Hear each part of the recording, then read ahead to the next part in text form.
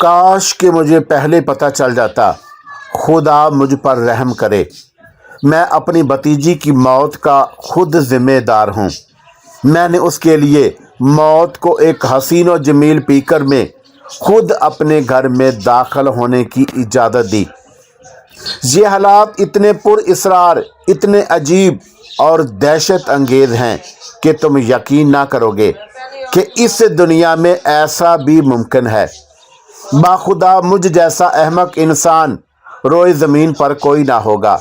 میں سب کچھ اپنی آنکھوں سے دیکھتا رہا اور کچھ نہ سمجھ سکا۔ میری پیاری لڑکی کا اس حسین بلا نے سارا خون چوس لیا اور میں دم تک نہ مار سکا۔ کاش کہ مجھے احساس ہو جاتا۔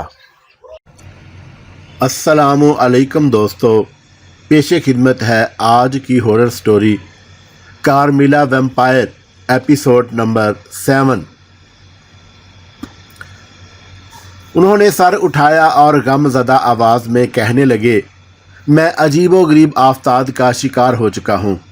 بچی کی پر اسرار بیماری اور موت نے مجھے بہت سی نئی باتیں سکھا دی ہیں۔ میں جب تک اس کی جواں موت کا انتقام نہ لے لوں چین سے نہ بیٹھوں گا۔ کیسا انتقام؟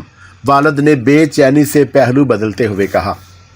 سب کچھ بیان کرتا ہوں، لیکن پہلے یہ بتاؤ کارنسٹین کا قلعہ کتنی دور ہے؟ 6 میل۔ اب وہاں وحشت ناک کھنڈر کے سوا کچھ نہیں۔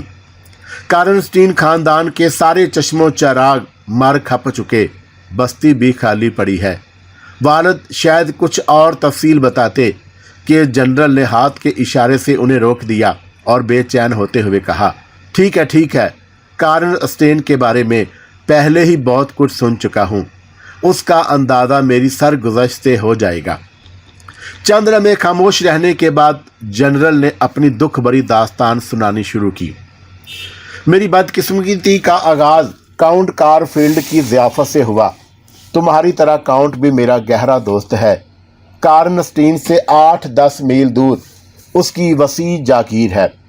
میری بچی اور میں کھانے پر مدعو تھے۔ گرد و نواح کے تقریباً سبھی جاگیردار آئے ہوئے تھے۔ مہمانوں کی تفریح طبع کے لیے رقص و سرور کا معقول انتظام تھا۔ یہ دعوت کے دوسرے دن کا ذکر ہے۔ رات کا کھانا ختم ہوا اور ہم حال نما کمرے میں چلے آئے۔ میری بچی ایک کرسی پر بیٹھ کر نوجوان جوڑوں کے رقص کا تماشا دیکھنے لگی۔ میں اس سے ذرا ہٹ کر کھڑا ہو گیا اور ادھر ادھر نظریں دوڑانے لگا، شاید کوئی شناسا چہرہ نظر آ جائے۔ پھر ایک حسین اور خوش پوش خاتون نے میری توجہ اپنی طرف کھینچ لی۔ وہ کارنس کا سہارا لیے ایک طرف تنہا کھڑی تھی۔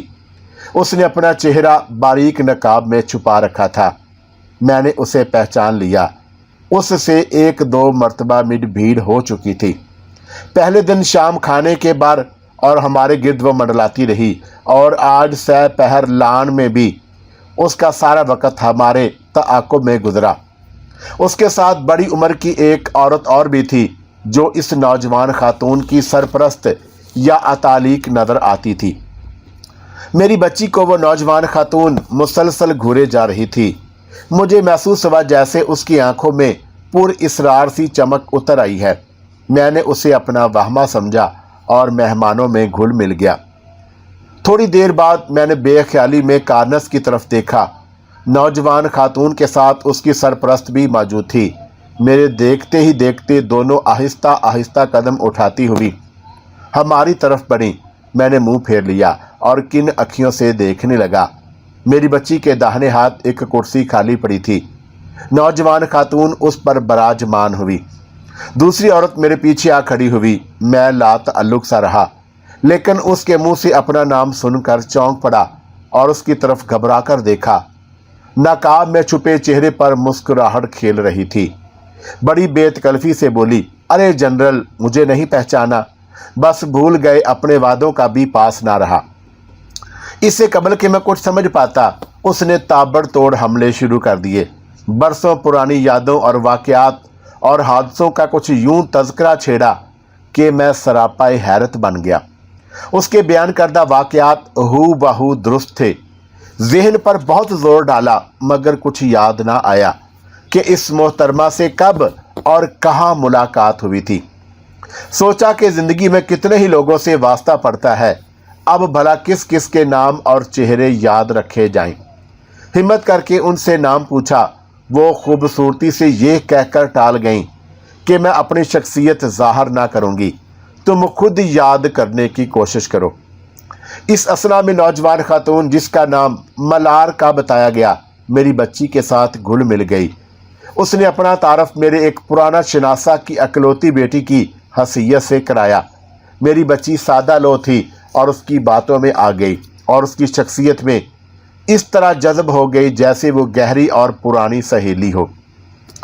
उधर मैं उस उधेड़ उम्र औरत से बातें करता रहा और वो शख्सियत को पुर इसरार बनाती रही। इतने में एक खुश वाज़े आदमी उसे ढूंढता हुआ आ गया। उसने काला सूट पहन रखा था, चेहरा गैर मामूली तौर पर जर्द, जैसे बदन में खून की एक बूंद ना हो, और वह अजनबी औरत के सामने आदाब बजा लाया और मदम आवाज़ में नहायत शाइस्तगी से बोला, मैं चंद ज़रूरी बातें गोश गुजार करने की इजाज़त चाहूँगा। अजनबी औरत तेज़ी से उसकी तरफ लपकी और होंठों पर उंगली रखकर उसे खामोश रहने का इशारा किया। फिर चेहरा मेरी तरफ फेरते हुए बोला, जनरल मेरी जगह रखना, फारग होकर अभी आती हूँ। वो मुस्कुराती हुई स्याहपोश नौजवान के साथ मेहमानों के हजूम में गायब हो गई। उसकी शख्सियत मेरे लिए पहले से ज़्यादा पुर इसरार बन गई थी। ज़िंदगी की गुजरगाह पर उसके नक्वश कहीं नज़र ना आए। सोचा मलारका की बातें सुनूं, शायद उसकी गुफ्तगू से कोई इशारा मिल जाए। चलने के लिए एक कदम ही उठाया था कि अजनबी औरत वापस आ गई। स्याहपोश नौजवान उसके साथ था। करीब पहुंचकर कहने लगा, बग्गी आने की मादाम को फ़ौरन इतला कर दी जाएगी। ये कहकर उसने ताज़ीमन गर्दन को हल्का सा खम दिया और उल्टे कदमों चलता हुआ नज़रों से उज्जल हो गया। आप कहीं जाने वाली हैं? मैंने उलझे हुए लहजे में सवाल किया। हाँ, शायद चंद हफ्ते मुलाकात ना हो सके। मुझे आपकी क़यामगाह का इल्म है, जब भी मौका मिला ज़रूर चक्कर लगाऊंगी। मलारका का चंद दिन पहले घुड़सवारी करते हुए घोड़े पर से गिर पड़ी थी। उसे कमर में शदीद चोट आई, अभी तक पूरी तरह ठीक नहीं हुई। डॉक्टर ने लंबा सफ़र करने से मना कर रखा है। आते वक्त हम जगह जगह पड़ाव करते रहे, इसलिए कोई तकलीफ़ ना हुई। अब मुझे दिन रात सफ़र करना होगा। काम की नोइयत ही कुछ ऐसी है। ज़िंदगी मौत का सवाल है और इसकी तफसील आपको वापसी पर सुनाऊंगी। उस वक्त तक मलारका आपके पास ही रहेगी। पुर इसरार औरत जिसका नाम काउंट्स था ने कहा। अजनबी और पुर इसरार काउंट्स के लहजे में इल्तिजा से ज़्यादा हुक्म की झलक थी। मैं शशो पंज में पड़ गया। ऐन उसी लम्हे मेरी बच्ची अपनी जगह से उठकर मेरे पास आई और मेरा हाथ थाम कर बड़ी लिहाजत से बोली, मलारका की अम्मी कह रही हैं तो मेरी सहेली को रख लीजिए ना, हम दोनों इकट्ठे रहेंगे। कोई और वक्त होता तो मैं उसे सब्र से काम लेने का मशवरा देता, मगर काउंट्स और बच्ची ने मुझे कुछ सोचने का मौका ना दिया। उनके पीहमो इसरार से मेरी कुव्वते मदाफत टूट गई। मेरी रजामंदी हासिल करते ही काउंट्स से मलारका को अपने करीब बुलाया और उसे समझाते हुए कहने लगी, मेरी बच्ची, मुझे अचानक नहायत ज़रूरी काम से फ़ौरन जाना पड़ गया है। तुम्हारी सेहत तवील सफ़र की इजाज़त नहीं देती। मेरी वापसी तक तुम जनरल के यहाँ रहोगी। वो मेरे बेहतरीन दोस्तों में से हैं और उनके यहाँ तुम्हें कोई तकलीफ़ ना होगी। ज़रा देर बाद स्याहपोश खादम ने बग्गी के आने की इतला दी और काउंट्स हमसे रुखसत होकर उसके साथ बाहर की तरफ चल दी। चलते चलते उसने मलारका को भेज कर प्यार किया और उसके कान में कुछ कहा। फिर मेरी तरफ मुड़ी और तकरीबन सरगोशी के अंदाज में बोली, जनरल, एक आखिरी दरख्वास्त है। मेरी गैर हाज़िरी में मेरे हालात की टो लेने की कोशिश ना कीजिए। बाज़ नागुज़ीर वजूह में मेरी शख्सियत का अभी पर्दा राज में रहना ज़रूरी है। कई लोग हमारे दर पे आज़ाद हैं। मैंने मलारका को अच्छी तरह समझा दिया है, वो भी किसी से मेरे बारे में कोई गुफ्तगू ना करेगी। मलारका की ख्वाहिश पर हम काउंट्स को अलविदा कहने बालकीनी में जा खड़े हुए। नीचे पुराने वाजे की खूबसूरत बग्गी खड़ी थी और उसके पास 3 चाको चमंद नौकर और मुहाफ़िज़। काउंट्स के बैठते ही बग्गी चल रही और उसने एक मरतबा भी सर उठाकर हमारी तरफ ना देखा। शायद उसे बालकनी में हमारी मौजूदगी का एहसास ना हो सका। बग्गी नजरों से उज्जल हुई और हम वापस हाल में आ गए जहां रक्स का नया दौर शुरू होने वाला था। लड़कियां कुर्सियों पर बैठ गईं और फिर घूम फिर कर मेहमानों से गपशप करने लगा। तलुहे आफताब तक नाच की महफिल जमी रही और इसके इख्तिताम पर वापस हाल में आया। देखा मलारका गायब है और मेरी बच्ची तन्हा बैठी ऊँग रही है। मैंने कंधा पकड़कर हिलाया तो हड़बड़ाकर उठ बैठी और फिर बराबर वाली कुर्सी खाली देखकर पूछा, मलारका कहाँ है? क्या? मेरे मुंह से बेइख्तियार निकला, तुम्हें नहीं मालूम? जी नहीं, मेरी बच्ची ने नींद से बोझल आंखें मलते हुए जवाब दिया। आपके जाने के बाद वो डांस करने उठ खड़ी हुई थी और उसके बाद कहीं नजर नहीं आई। मेरा ख्याल था कि आपके साथ होगी, इसलिए इत्मीनान से बैठी ऊँगती रही। मुझे पहली मर्तबा शिद्दत के साथ अपनी बेवकूफ़ी का एहसास हुआ और अपने आप पर रह रह कर गुस्सा आने लगा। फिर जिम्मेदारी का एहसास गालिब आ गया और मैंने अपने तौर पर उसे तलाश करना शुरू कर दिया। सारा लान और निचली मंजिल के कमरे छान मारे मगर बेसूद। इस भाग दौड़ और अफरा तफरी में 11 बज गए।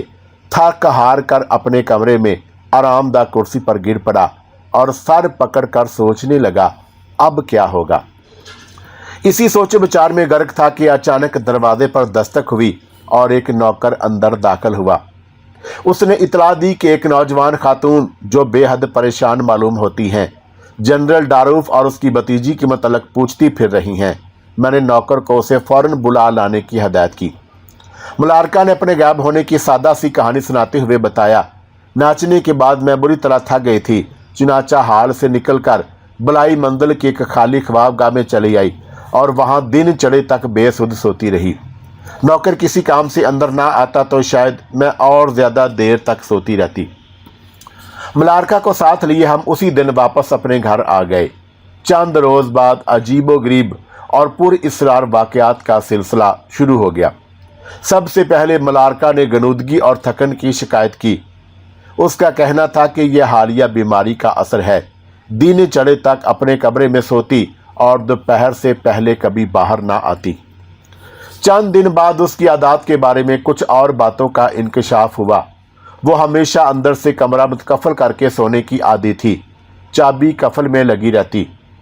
दोपहर से कबल कोई नौकर उसके कमरे में दाखिल ना हो सकता। 1-2 बार सफाई करने वाली खादमा सुबह सवेरे उसके कमरे में गई तो उसका बिस्तर खाली पाया।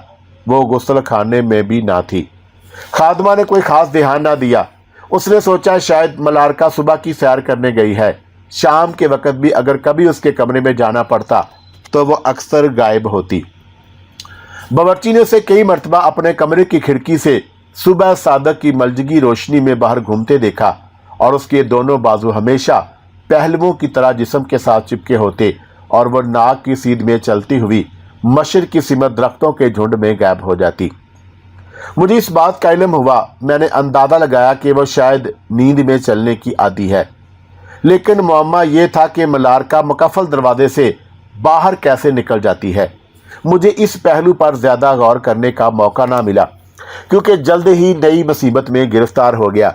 मेरी बच्ची की सेहत गैर मुतवक्का तौर पर रोज़ बरोज़ गिरने लगी और चंद दिनों में सूख कर हड्डियों का ढांचा बन गई। उसकी ये हालत देखकर मेरे होश उड़ गए। अंदर ही अंदर करता रहता मगर कुछ बस ना चलता था। कई डॉक्टरों से मशवरा किया, कोई उसकी मर्द की तशवीश ना कर सका।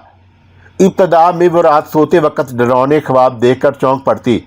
फिर ख्याली पीकर की नज़र आने लगी और जो कभी मलारका ऐसे नज़र आते और कभी जंगली दरिंदों की सूरत में। ये ह्योले उसे अपनी पाइंती की तरफ बेकरारी से चक्कर काटते दिखाई देते। इसी दौरान में उस पर गशी तारी होने लगती। फिर अचानक गले पर चुभन का एहसास होता जैसे किसी ने 2 तेज और नोकीली सुइयां घोंप दी हों। दर्द की शिद्दत से तड़प कर उठ बैठती और चीख चीख कर सारा घर सर पर उठा लेती। मैं दम साधे बैठी थी। यूं महसूस हुआ जैसे मैं खुद अपनी कहानी जनरल की जुबानी सुन रही हूँ। डरावने ख्वाब, ख्याली पीकर और गले पर सुइयों की चुभन, इतनी हैरत अंगेज ममासलत। जनरल की मासूम भतीजी जिस पुरइस्रार मर्ज में मुब्तला रही, उसकी तमाम तर इलामतें और कफियतें मेरे मर्ज में मौजूद थी और मलारका की आदतें हूबहू हमारे खूबसूरत मेहमान कारमिला की आदतों से मुशाबे। इस हैरत अंगेज ममासलत का इंकशाफ होने के बाद मेरे दिले नातवा पर क्या कुछ बीत गई वो मैं अल्फाज में बयान नहीं कर सकती। जनरल की मासूम भतीजी के अलमनाक तस्वर से बेइख्तियार बार बार झुर्झरी सी आ जाती और फिर बग्गी एक दचके से रुकी और मैं अपने ख्यालों से चौंक उठी। हम मंजिल मकसूद पर आ पहुंचे थे। सहमी सहमी सी नज़रों से इधर उधर देखती नीचे उतरी और आहिस्ता आहिस्ता कदम उठाती जनरल और वालद के पीछे पीछे चलने लगी। हम तीनों ही अपने अपने ख्याल में गुम थे। खामोशी से फासला तय करके खंडर के करीब पहुंचे तो जनरल ठठक कर रुक गया और मलबे के एक ढेर की तरफ इशारा करते हुए बोला, अच्छा ये है कार्नस्टीन का किला और यहाँ के हुक्मरानों की अजीम शान रहायशगाह। बड़े खबीस और जालिम थे वो लोग। सफाकी और दरिंदगी की दास्तानें इन पत्थरों में दफन हैं। मैं उन्हें नीस तो नाबूद करके दम लूँगा। और हाँ सुनो, ये आवाज़ कैसी है? मालूम होता है कोई लकड़हारा करीब ही लकड़ियाँ काट रहा है। उसे तलाश करते हैं, शायद वो मतलूबा मालूमात बहम पहुँचा सके और काउंट्स ऑफ कार्नस्टीन मरकाला के मकबरे तक हमारी रसाई हो जाए। घर में हमारे पास मरकाला की एक बड़ी और खूबसूरत तस्वीर है, वापसी पर दिखाएंगे, वालिद ने कहा। अच्छा, जनरल ने नागवारी से मुंह बनाते हुए कहा, मेरा ख्याल है मैं काउंट्स ऑफ कार्नस्टीन को असली रूप में देख चुका हूँ। खुदा की लानत हो उस पर। नामुमकिन, उसे मरे हुए 100 साल गुजर चुके हैं। कहीं ख्वाब देखा होगा तुमने। वालिद ने मजाक उड़ाने की कोशिश की मगर जनरल बदस्तूर संजीदा रहा। तुम्हारे जहन में उसकी मौत का जो तस्वर है उसकी नौइयत दूसरी है। मरकाला के जिस्म और रूह का रिश्ता अभी पूरी तरह से मुनक़ते नहीं हुआ, वो अभी जिंदा है और मेरे यहाँ आने का बड़ा मकसद उसका खोज लगाकर बनी नो इंसान को उसके शर से महफूज कर देना है। जनरल की बातों से शदीद गमो गुस्सा और जोश टपक रहा था। वालिद ने कोई जवाब ना दिया, खामोशी से उसका मुंह तकते रहे।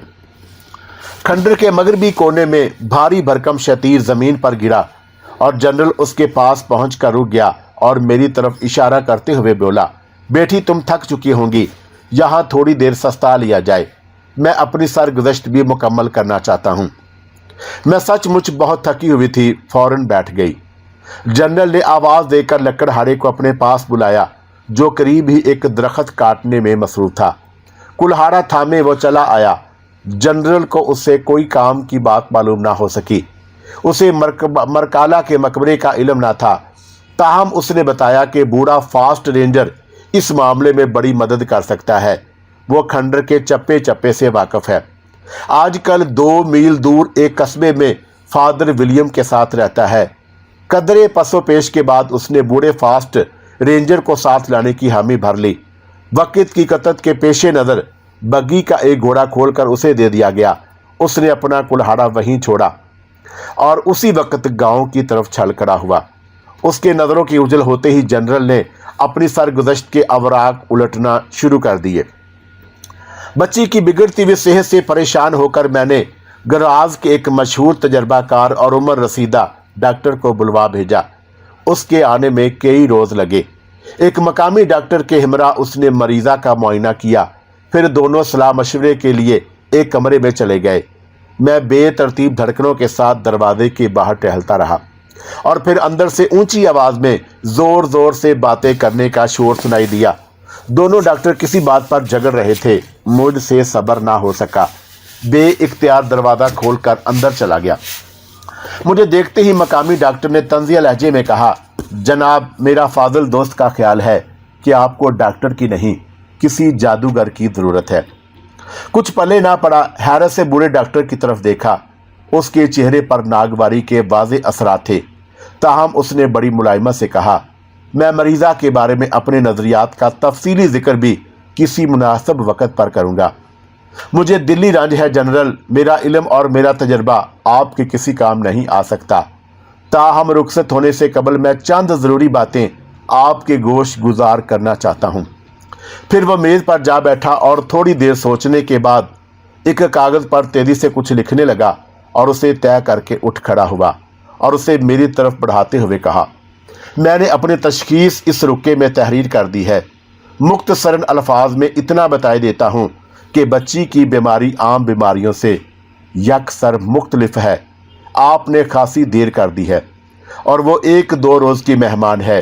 میری صاف گوئی معاف کیجیے گا۔ اس کی جان بچانا چاہتے ہیں تو حملہ آور ہستی کو ٹھکانے لگانے کا بندوبست کیجیے۔